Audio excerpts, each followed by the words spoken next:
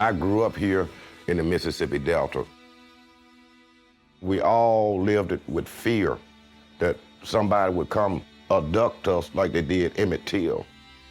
Every black person always lived it with fear because you never know when they're gonna come abduct you. This is our American story. This isn't Black history, this is history. Stop and think about why it is that you've never studied history at this level. What's happening in American society that keeps you from understanding?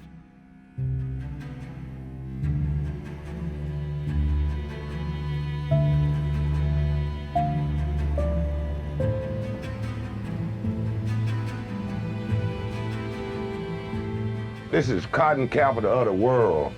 And these people made a lot of money off cotton, and they didn't want to change the way they do things here in the Delta because cotton was gold. They had a lot of power. They had a lot of political power because they had money.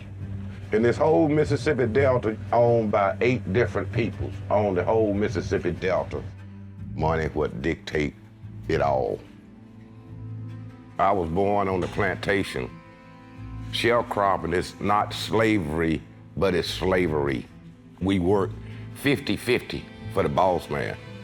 But we always come out in the hole. We never could make a profit because he was keeping the books.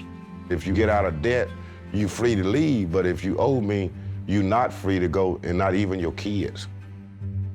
My sisters and brothers, they snuck Chicago. My oldest brother came down and picked my sister up in 1967. And when he leave, he have to leave on Sunday evening like dark to get out the Delta, because if they see you with an Illinois plate going north, they locking you up, buddy.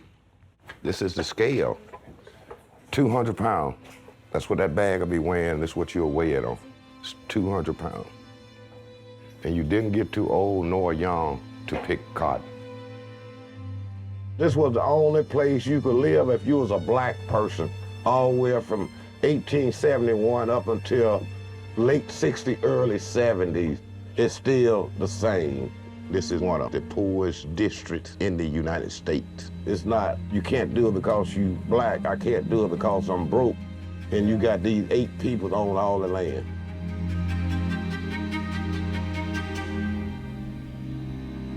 This is the Tallahatchie Bridge here in the Tallahatchie River. This is the river that Emmett Till was thrown into.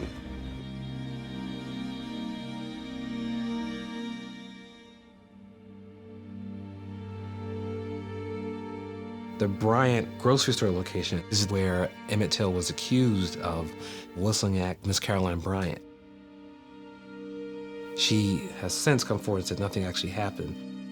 See, that's the way Bryant Grocery looked at right here. And Emmett Till, the 14-year-old black guy, he was sitting right here. And this is the house they abducted him from. This guy right here, Mose Wright, said, "Where you taking my grandson?" But he didn't even report it to the police, because if he'd have reported to the police, he'd have got in trouble. They'd have killed him. They beat him, castrated him. They did him up a job. 14-year-old boy. They was the jury, all white men, and they acquitted Bryant and Mallon for killing Emmett Till. And this how he looked at when they showed his body in Chicago. And Jet magazine took photos of this, and that's how this got to be known all over the world. And this guy that owned Bryant Grocery, his dad was one of the jurors on the case of Emmett Till. He got that ran down building, and he wanted $4 million for it because he really don't want to sell it. He wanted to fall down, be a part of history that's gone. This is ground zero of the civil rights movement right here.